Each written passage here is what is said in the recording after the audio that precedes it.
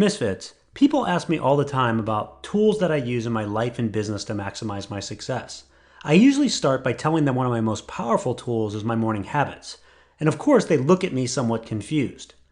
I then explain how important it is for me to center myself and how I begin my day and plan for my success.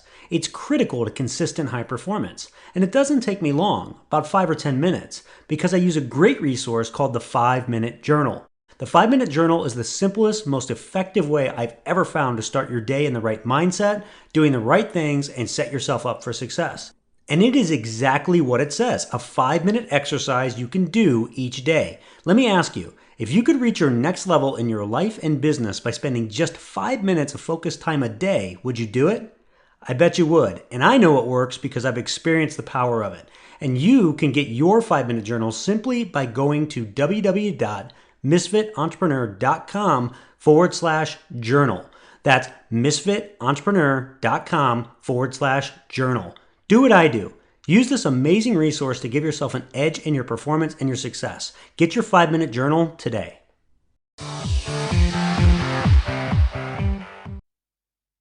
Hello, Misfit Entrepreneurs. This is Dave Lukas, and welcome to another episode of the Misfit Entrepreneur, where it is our job to help you unleash your inner misfit and break through to higher levels of success, wealth, and fulfillment by bringing you the best insight and information from the world's top entrepreneurs, with a specific focus on their misfit side, the specific traits, habits, and secrets that have allowed them to thrive and succeed. As a reminder, if you're new to watching us on our YouTube channel, hit the subscribe button below. Give this video a like and comment as well. We do our best to respond to all comments as timely as possible. This week's Misfit Entrepreneur is Mark Nudelberg. Mark is a TEDx speaker, best-selling author, award-winning leadership and sales coach, and the president of On the Ball, a family-owned coaching agency that's been helping businesses grow for over 25 years. Mark's journey began on the sidelines, actually, as an NCAA Division I football coach, where he learned the power of discipline, culture, performance under pressure. But he didn't stop there. Recognizing that leadership fundamentals transcend the game, he transitioned from coaching athletes to coaching entrepreneurs, executives, and high-performing teams across a number of industries. In fact, under Mark's leadership, On the Ball has become a nationally recognized brand, working with organizations like Aflac, City Furniture, American Bank, UKG. His unique blend of sports discipline, business savvy has really fueled the explosive growth, earning the firm a spot as a Seminole 100 honoree for fastest growing companies led by FSU alumni.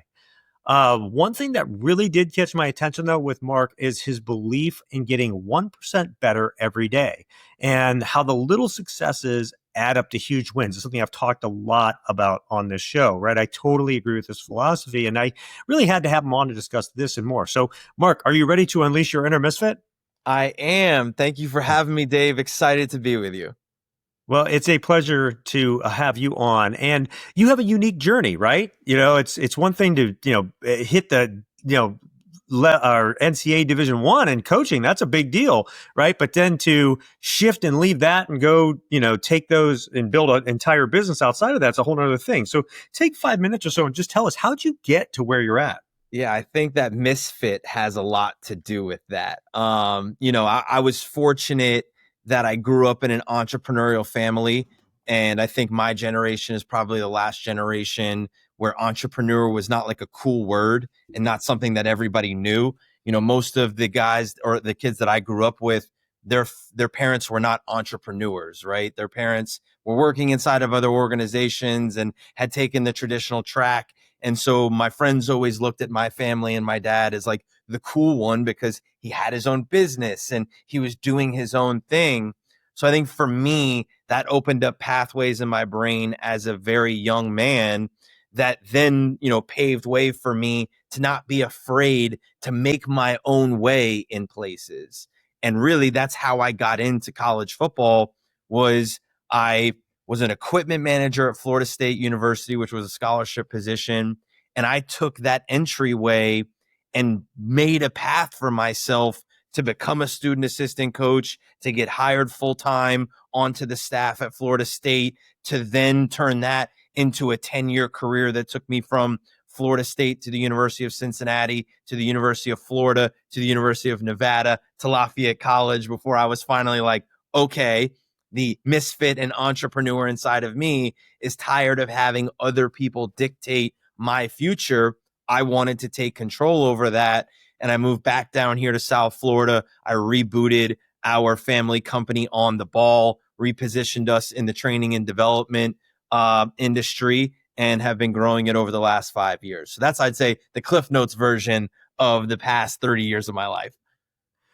So there's a lot I want to unpack from this, and the first question that comes to mind, you probably get asked this a lot though, is like, in being a former college athlete myself, I take a lot of lessons too from that experience.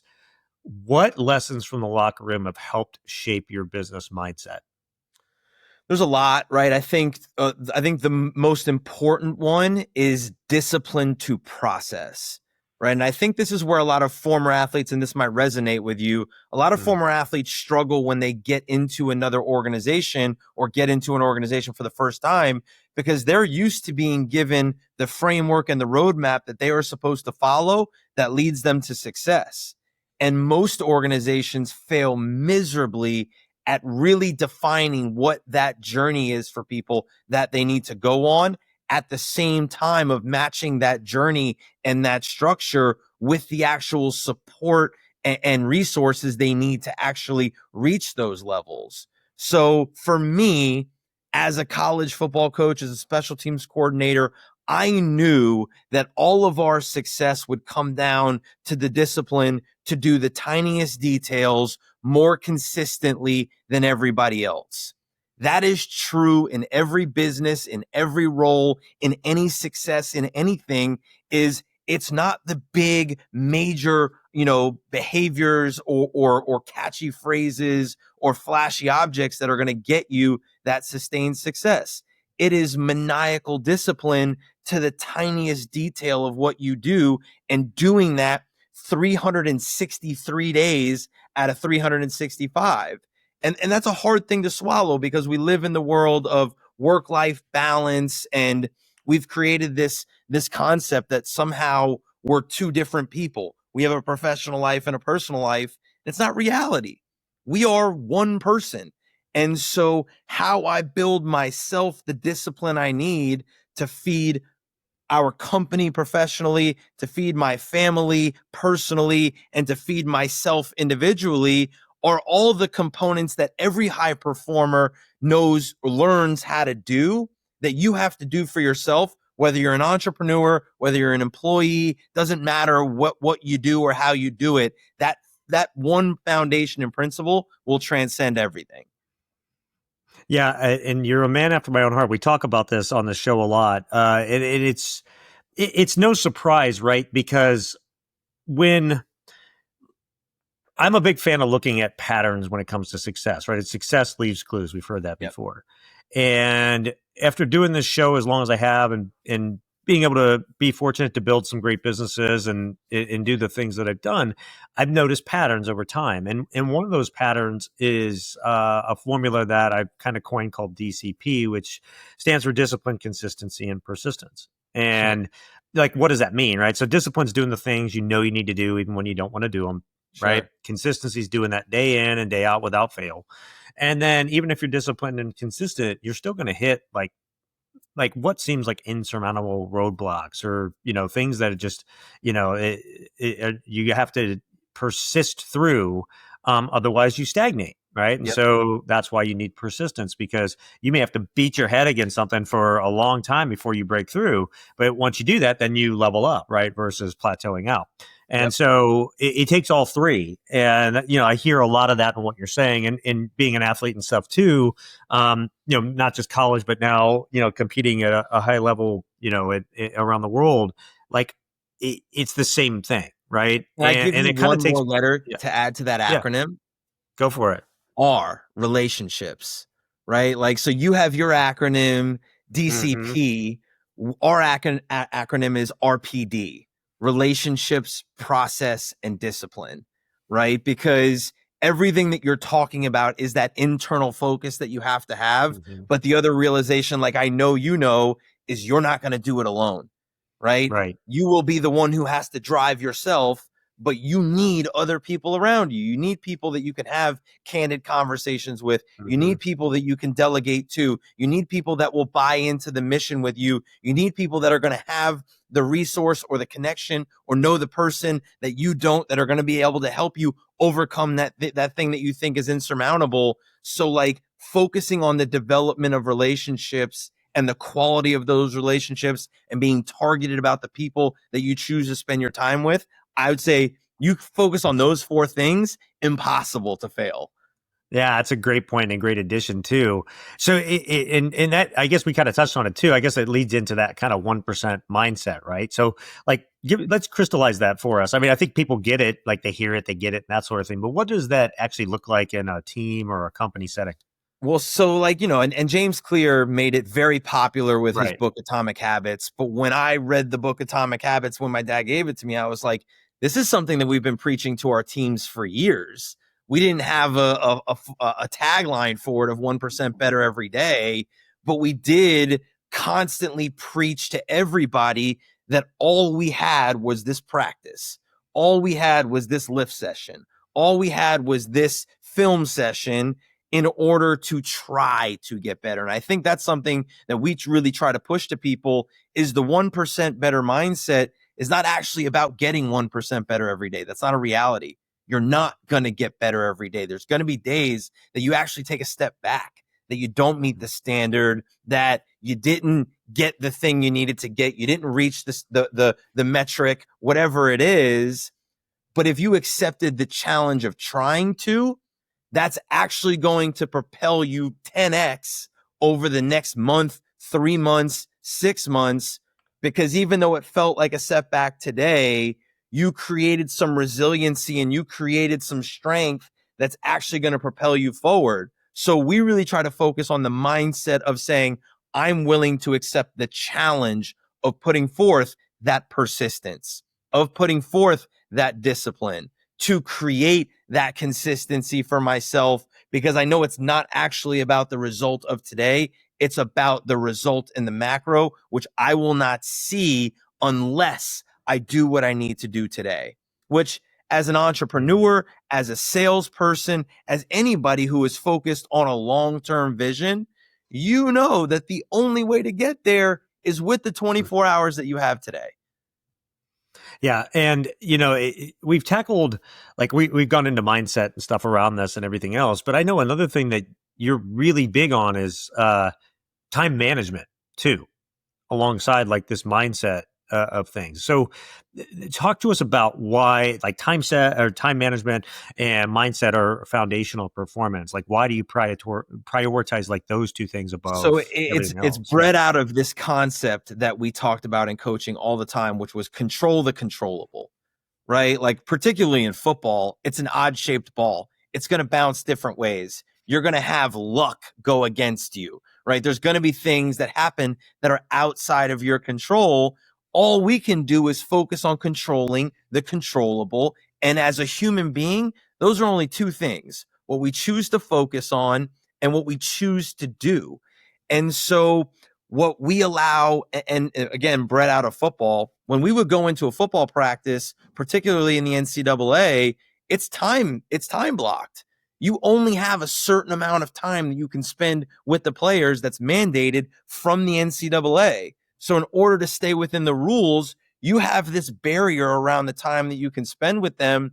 You had to make it as efficient and effective as possible in order to do all of the things you needed to do. You needed to teach, you needed to train, you needed to coach, you needed to be able to do all these things within this one time allotment.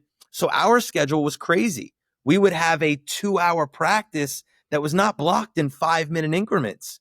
It was 3 minutes, 7 minutes, 12 minutes, 18 minutes, all based on what we needed to do, what we needed to accomplish, not about the amount of time we needed to spend.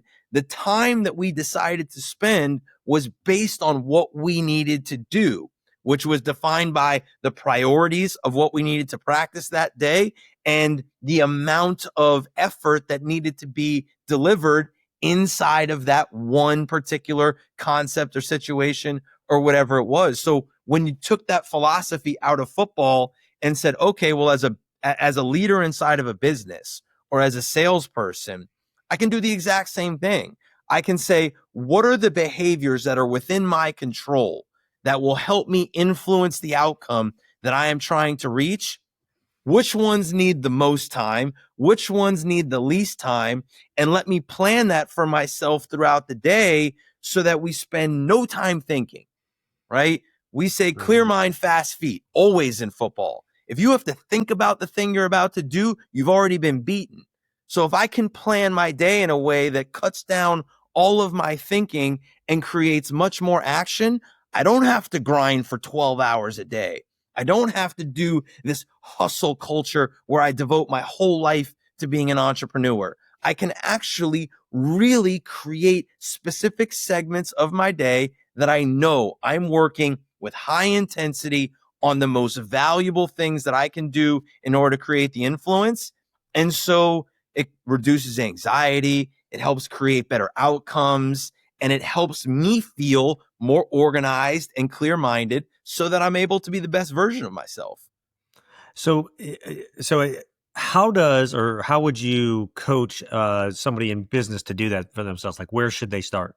Always starts with defining the priorities, right? And so like I talk about this all the time, and I said it before, I'm one person. I am not Mark Nudelberg, president of On the Ball, and Mark Nudelberg, dad's husband, brother. I am one person. So I need to define the priorities for myself as a human being. What are the things that are most important to me? And for most people, it's the exact same. It's you, because if you don't take care of you, there's no way for you to be the best for your team and for your family.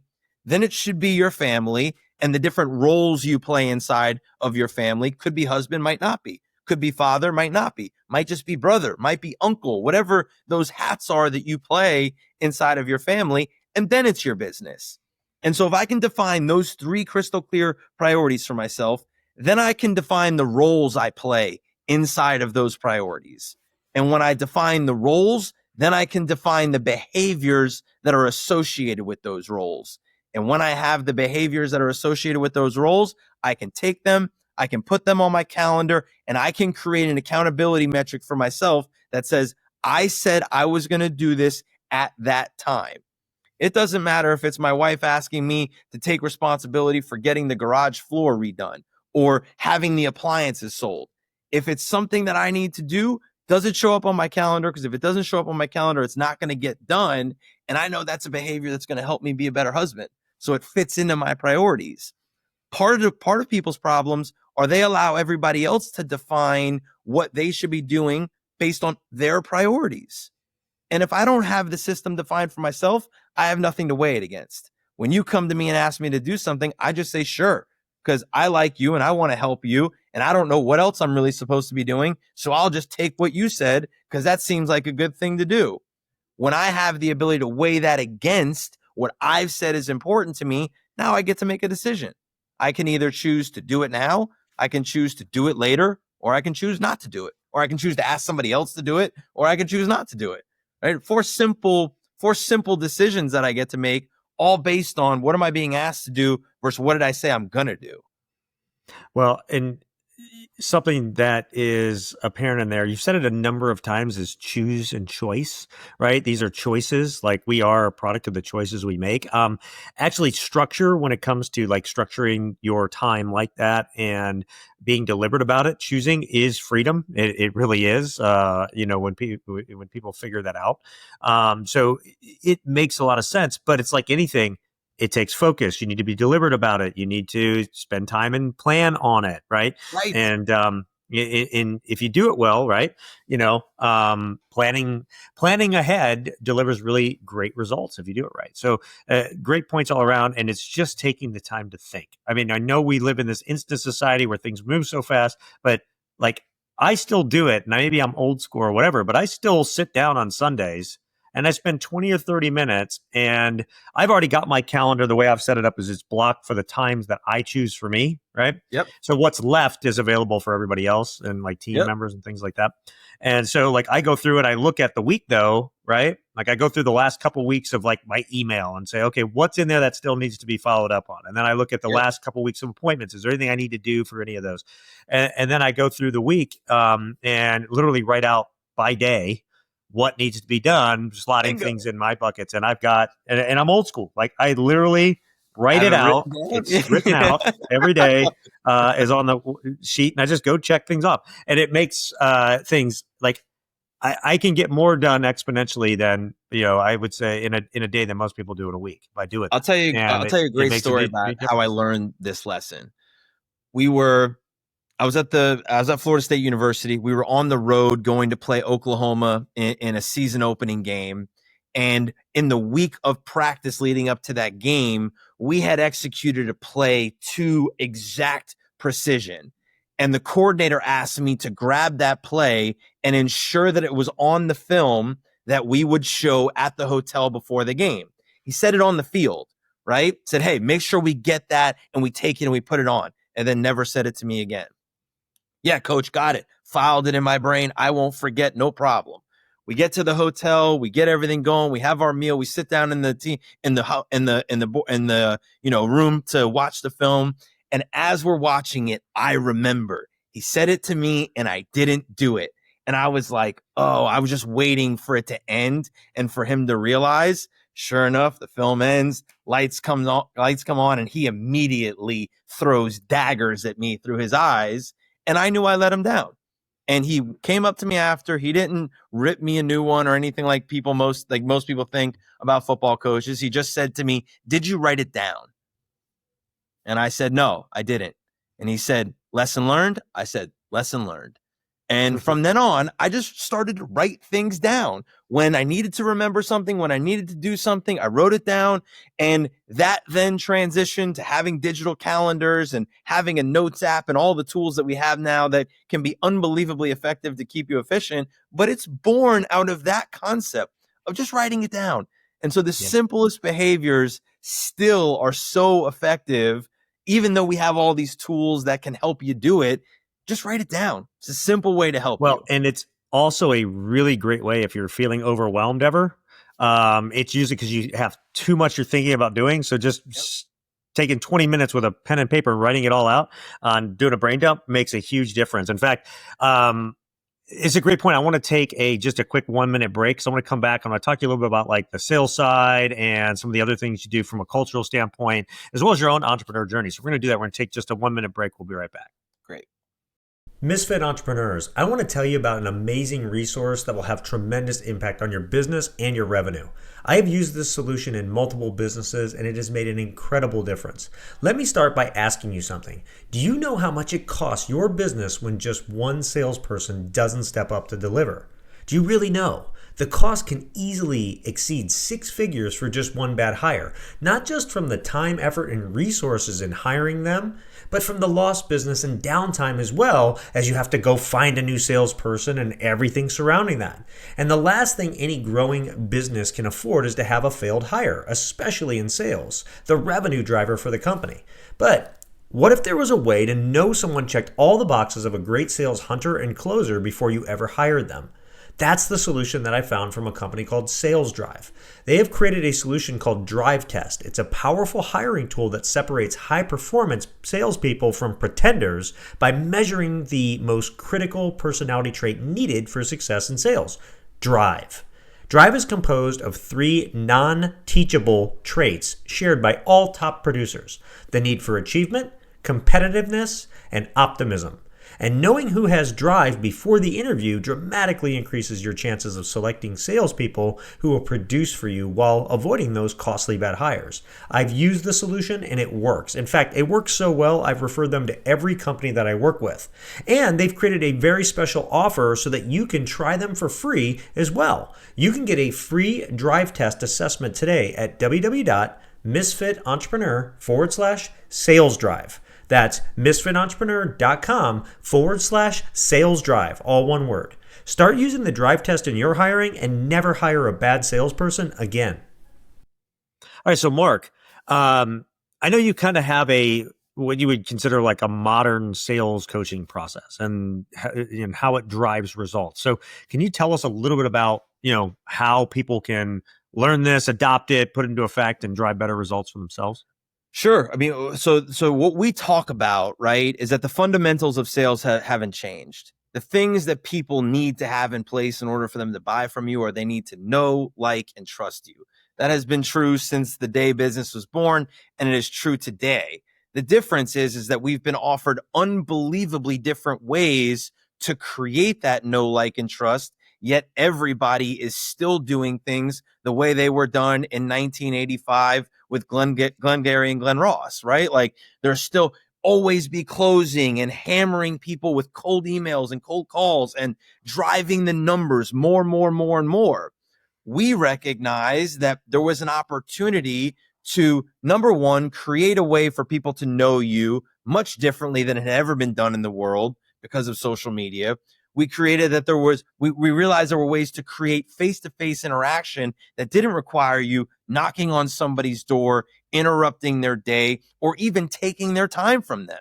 You could get your face in front of their face at their time, whenever they decided it was right for it to happen. So we recognized that there were all of these new tools, and as you know, there has to be a process in order for success. So we built a process around leveraging modern tools to develop relationships, uncover opportunities that drive revenue. We do not teach selling tactics up front.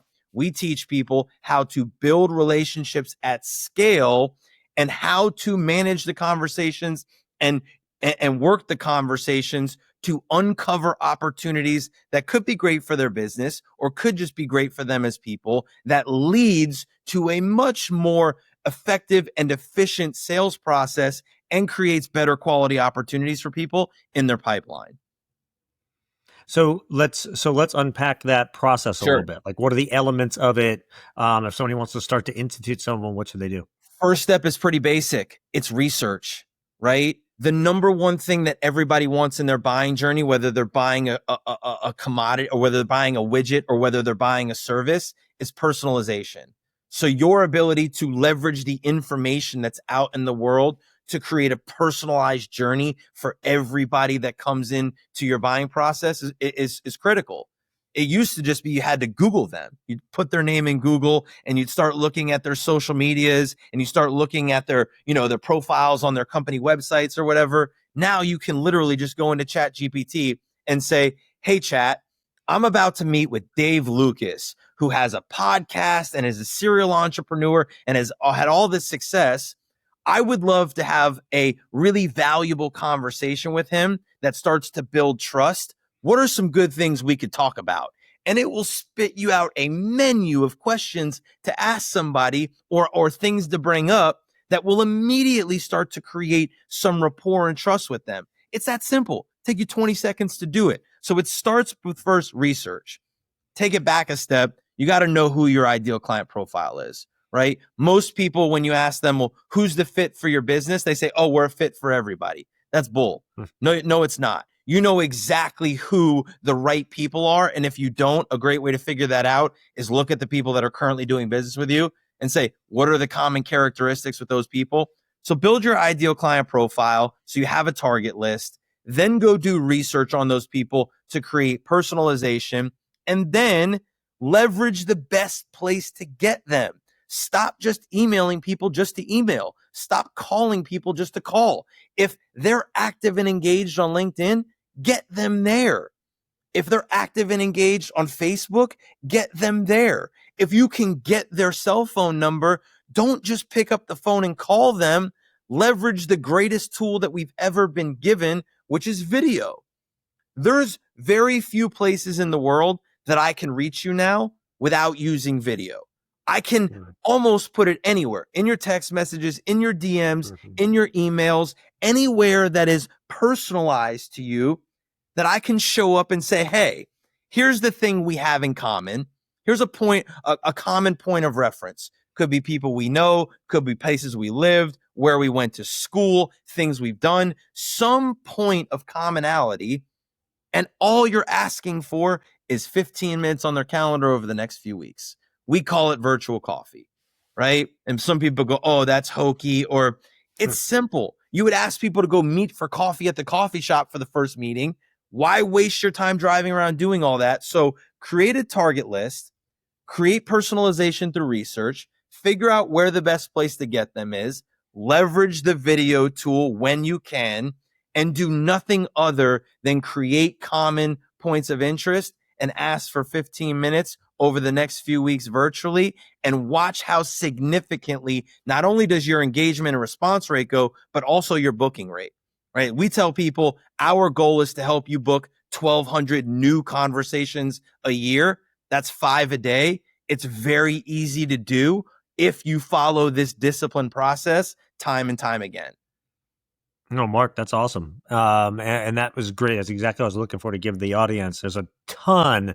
Go back, everybody. Watch this, listen to it again, because there's a ton to chew on from that you can take and put it to work for yourself. My another question, I guess, kind of just transitions from this is like culture, right? So talk a little bit about high performing cultures. Like, what are the key elements that you found consistently from the corporate world, athletic world, that really, really are, hallmarks of really high performing cultures?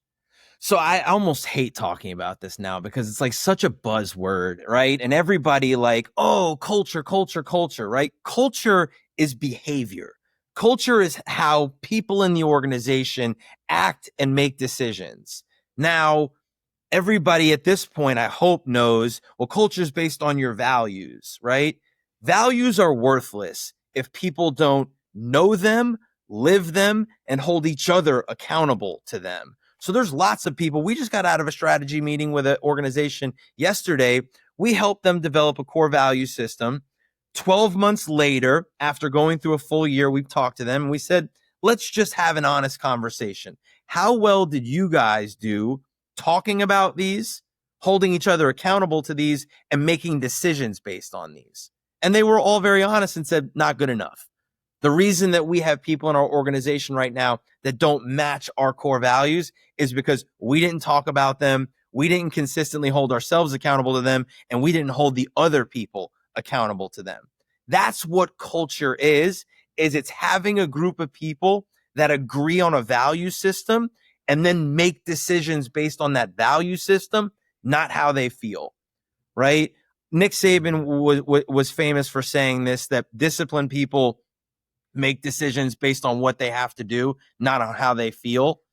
It's the same thing inside of a culture. If your team is making decisions on how they feel and not on the values, you don't have the culture that you think you do. You may have put the words in place, you may have them all over the walls, but if people aren't making decisions based on values instead of feelings, you don't have the culture that you want to have. So culture is the decision making based on the values and the behaviors that follow those decisions based on the values.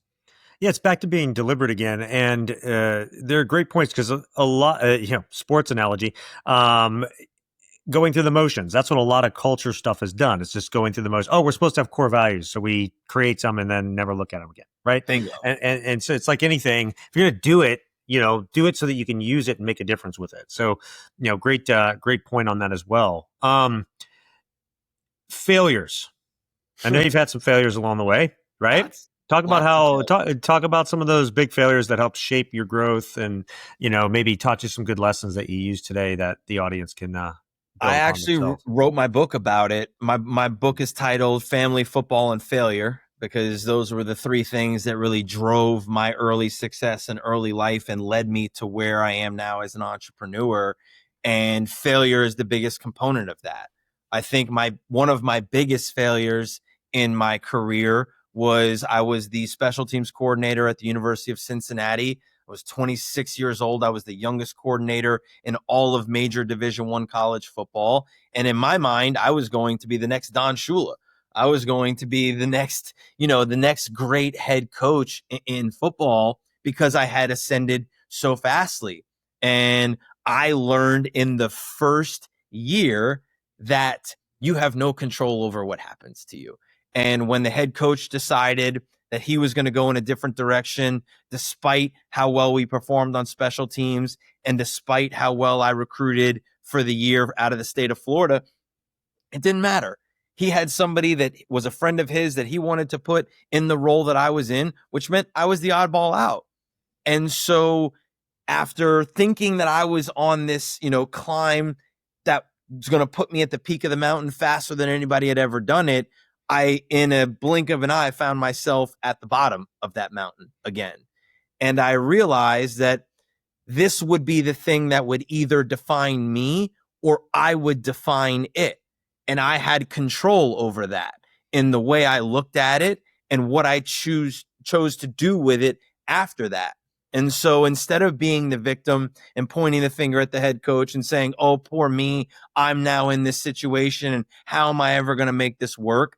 I said, I have a responsibility. It might not be my fault, but it's my responsibility.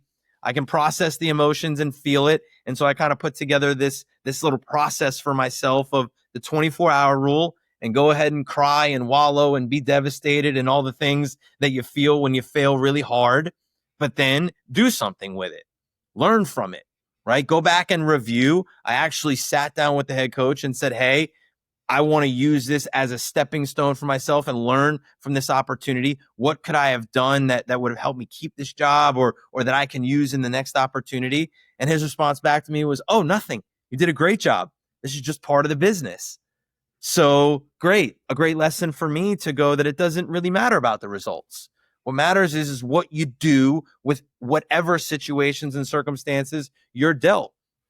So I learned that, hey, nothing is forever. Nothing is permanent. Nothing is given. And that I have to be able to live in the moment and do the best with what I have. Great lesson learned. I'll apply that as I go through my career now. And then the next part is to build that plan. So I started getting on the phone and I started calling all of the coaches that I knew saying, hey, I'm no longer the special teams coordinator at the University of Cincinnati. I'm out. I'm looking. And wouldn't you know, it led me to a greater opportunity at the University of Florida.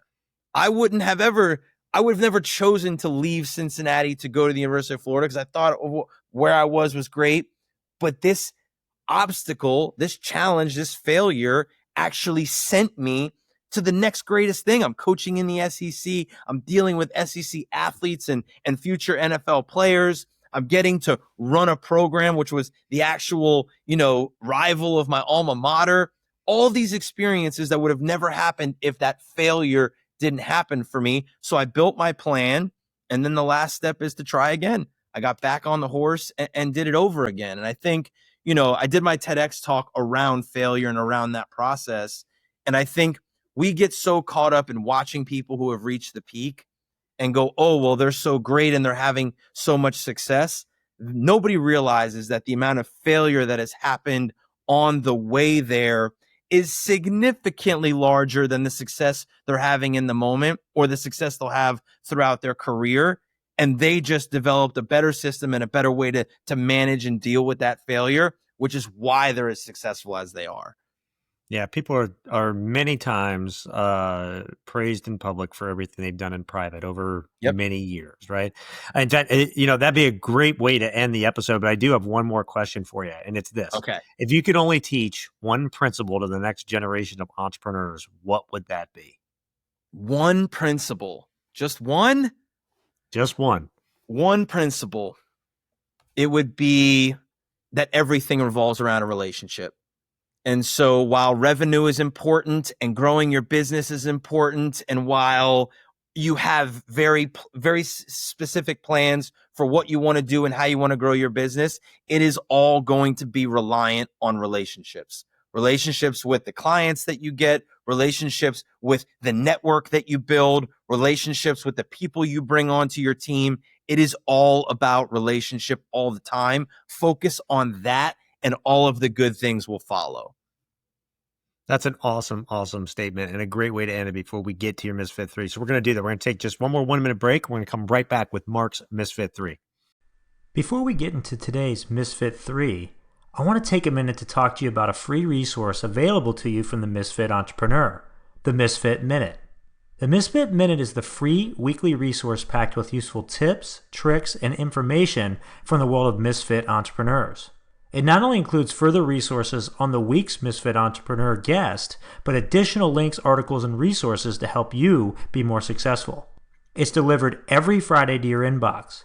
To sign up, all you have to do is go to the homepage at www.misfitentrepreneur.com and you will see the Misfit Minute sign-up page. Don't miss out on this great resource and all it has to help you. Sign up today and look for it this Friday.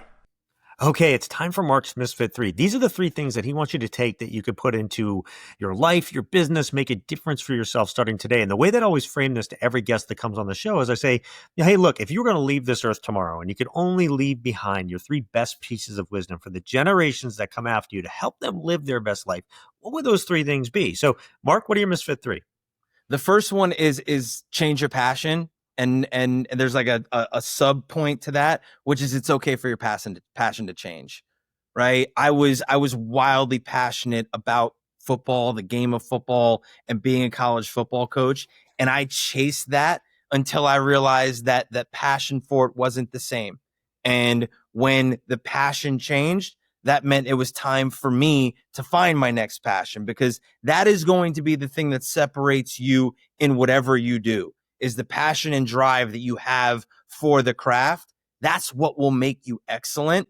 So chase that. Don't be afraid to chase that. Don't make it about money. Don't make it about what other people think or perception. What's the thing that really lights you up inside? And until you find it, keep searching for it. So that would be the first thing. The second thing I would say is get comfortable with failure and don't be afraid of failure. Know that failure is your friend, and that if you can figure out a way to process the emotions and learn from the challenges that are put in front of you, those are always the things that are going to lead you to your greatest successes. It's not cliche. It's actually the thing that creates the resilience and the persistence that you talk about, Dave. So 1 would be chase your passion. 2 would be make failure your friend. And 3, I think it was kind of a pivot off of the first one, but it's really don't be afraid to change. You know, at 32 years old, I lit a match to an entire life that I had built as a college football coach with an identity in an industry that I had built a huge network in and put so much sweat and life equity into. It's very scary to make that change and go in a different direction at 32 years old, but it's never too late and it's always worth it. Don't just tolerate whatever you're tolerating at whatever age it is, because it's not worth it. And at some point you're going to have to change, and something's going to force you into that. Don't be afraid to change directions, change your mind, and just do what you know is right at any time. Mark, that's an excellent Misfit 3, and all 3 of those are so great for life, business, everything. So thank you for sharing that. If people do want to learn more about you, where should they go? Ontheball.co is great. It's an easy way for you to learn about our company and learn about me and also connect with us. You can book a call there with our team members or get directly to me. You can follow me on LinkedIn, which is my primary social media tool that I use. It's Mark Nudelberg. I'm also on Instagram at Coach Noodle. So any of those places would be good. Excellent. We'll link to all that in the show notes, the best show notes in the business for reasons I will talk about more in a second. But first, for those of you that are new to the Misfit Entrepreneurs, your first episode with us, welcome. It is such an honor to have you with us. And I hope you become a regular listener, watcher, subscriber of the show. And for all of you that are with us week in and week out, I cannot thank you enough for your support of the show. You are what makes this go in over 100 countries every single week. So thank you, thank you, thank you. Make sure and go out and check out the show notes for the episode. Why? Because I do them myself. They are the best in the business because I go back through and I pick my best pieces of wisdom and insights and habits and things that I think are really important to share with you and then put those out there. So check those out. And then go out and give this episode a rating and review. Help share Mark's message, because we all know, and I say this in every episode, one great episode can change someone's life. Maybe something that Mark shared today was that missing link you were looking for to get to your next level. So get out there, share this with others, and help make a difference with it. And again, Mark, thank you so much for coming on, sharing all your wisdom and insight today. Thank you, Dave.